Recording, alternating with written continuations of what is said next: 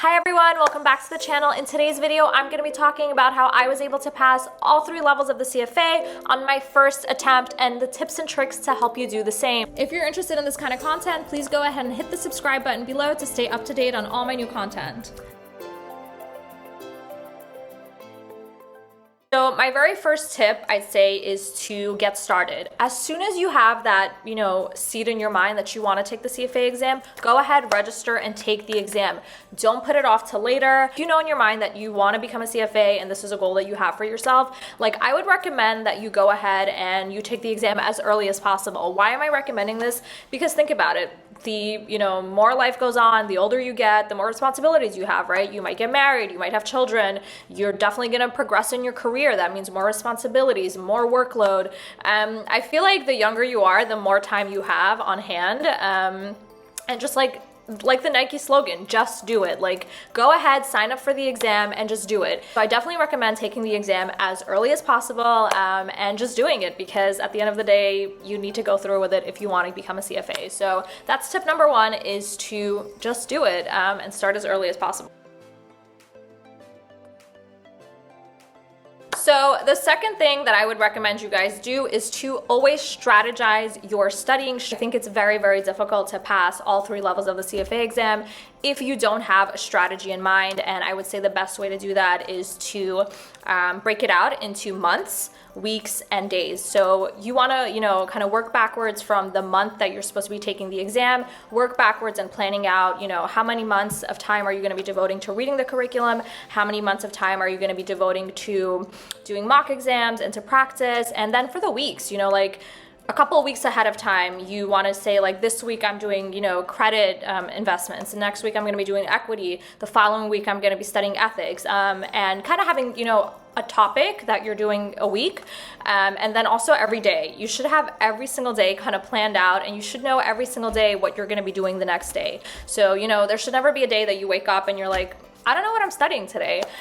You should know what you're studying every single day ahead of time, because if you don't, it kind of leaves a lot of room for error, and you're just wasting time being like, oh, maybe I should study this or maybe I should study that. Let me get organized.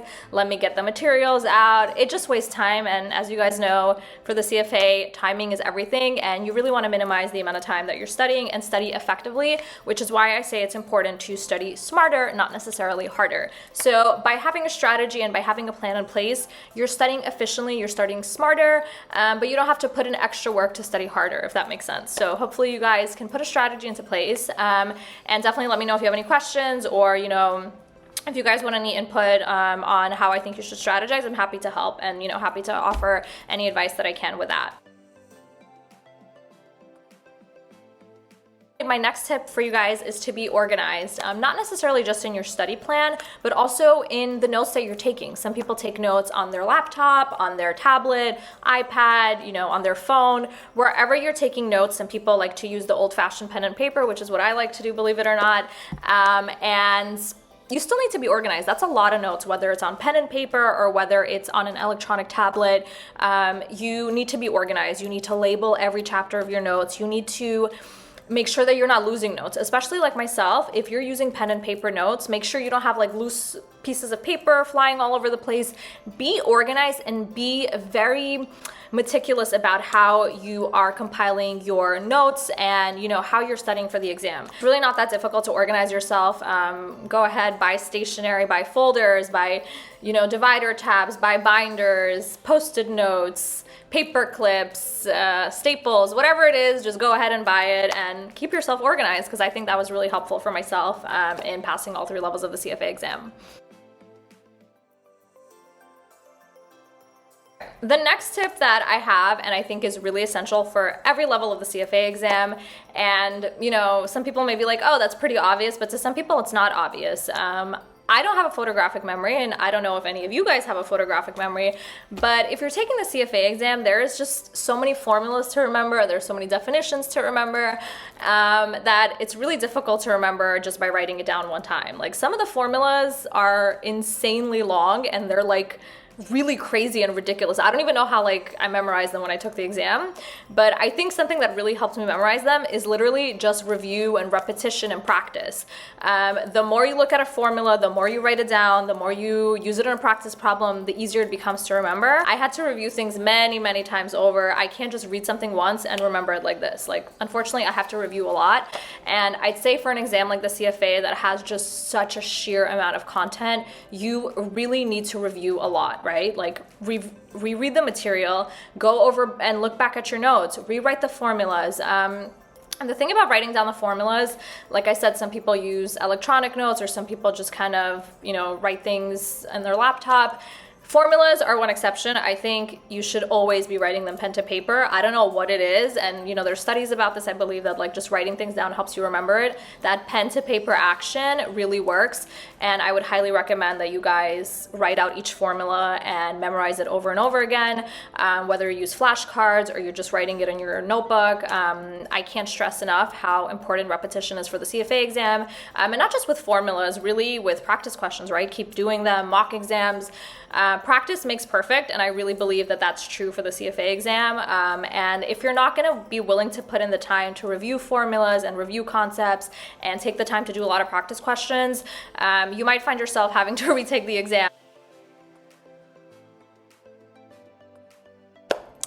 The next tip I have, and I've stressed this before in my videos, if you've watched my level 1 video, how to pass level 1 or how to pass level 2, is knowing how to use the calculator. Like, there's absolutely no way you can pass this exam without knowing how to use the calculator. For each level of the CFA exam, make sure that you know how to use the calculator inside and out. You know all of the functions that you need to know. Don't wing it. You need to be very comfortable with using the calculator. Like, if there's something that you don't know or you feel like before the exam, oh, I kind of don't know how to do that well, or I don't know how to calculate that properly, take the time and really spend time to learn how to use a calculator, because I'd say it is probably very crucial to your success in passing the CFA exam. And I think it's something that helped me pass on my first attempt, and definitely something that I would encourage you guys to do, because it is something that you're going to use on the exam over and over again.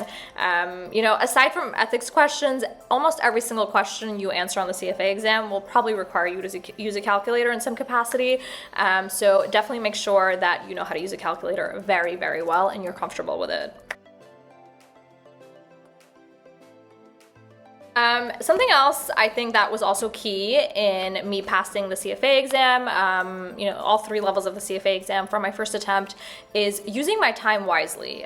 Time is precious in general, and I think when you're studying for the CFA exam, it becomes a little bit even more precious because, in between family and work obligations and working full time, like most of you are and like I was for the exam, it becomes very difficult to fit in, study time for the CFA exam. It's like, where do you get all that time to study for? And I'd say it's hard to just work and not have any time to decompress and kind of have time for yourself. So I don't recommend you guys just study all day long and just work, right? Like, you're gonna burn out, and I feel like for myself, I was gonna burn out if I didn't have time. So, I heard something about that I thought was really interesting, and they're like, you should have a good balance between your empowerment ratio and your entertainment ratio. So pretty much empowerment would be anything that kind of is work related or learning, or in this case would be like studying for the CFA, right? How much are you studying for the CFA versus your entertainment ratio, which is how much time are you kind of spending to just chill out, sleep, hanging out with friends, family, social media time, time wasters, I guess, things that you enjoy doing. So during the CFA, I think you guys should really have a good balance of how much time you're spending on enjoyment and activities that you like, but also really being mindful of how much time are you actually studying, right? You may be thinking that you're studying for so much of the day and you spent the whole day studying, but half of the time you're on your phone scrolling through social media, which is fine. Everybody does it, right? But make sure you're conscious of that and really make yourself kind of in a bubble of no distractions. You want to be focused on the CFA. That is your goal for the next few months or however many months you kind of set out to achieve this goal, and really make sure nothing is standing in the way of your goal that you would regret later on. It doesn't mean don't have fun. I think that there should always be a balance of fun and enjoyment and kind of working hard, but make sure that when you are seriously studying for the CFA and you decided you want to take the exam, that you really kind of spend the time and do it right, and that you put in all your effort. I also did want to provide some words of motivation for those of you who are taking the CFA exam and who are interested in pursuing this journey and pursuing this career path. You can definitely do it. If I was able to pass the CFA exam, guys, you can definitely pass the CFA exam. I was never like valedictorian of my college or my high school, things like that. You know, I don't think you need to be extremely smart to pass these exams. You need to know how to study well, and you need to know the curriculum inside and out, but I don't think you need to have some like really crazy skill in order to become a CFA. And like I said, if I was able to pass, you guys can definitely pass the CFA exam. And I'm more than confident that if you guys kind of, you know, work hard and put your mind to it, you can achieve anything. And I don't think the CFA is really anything to be scared of. Just kind of go into it with a strategy and, you know, work hard, study hard, and you will get there soon enough. So I hope you guys were able to use these tips and tricks and are able to pass your, you know, CFA exam, whether that be level 1, 2, or 3 on the first attempt. If you have any questions related to my journey on the CFA or the CFA exam in general, please go ahead and write a comment below. I'd be happy to answer and help. I love it when you guys ask me questions. So I wish you guys all the best on your CFA journey, and I have no doubt that you will be completing your exam soon. Thank you guys so much for watching. Please like and subscribe if this video was helpful for you. Thank you.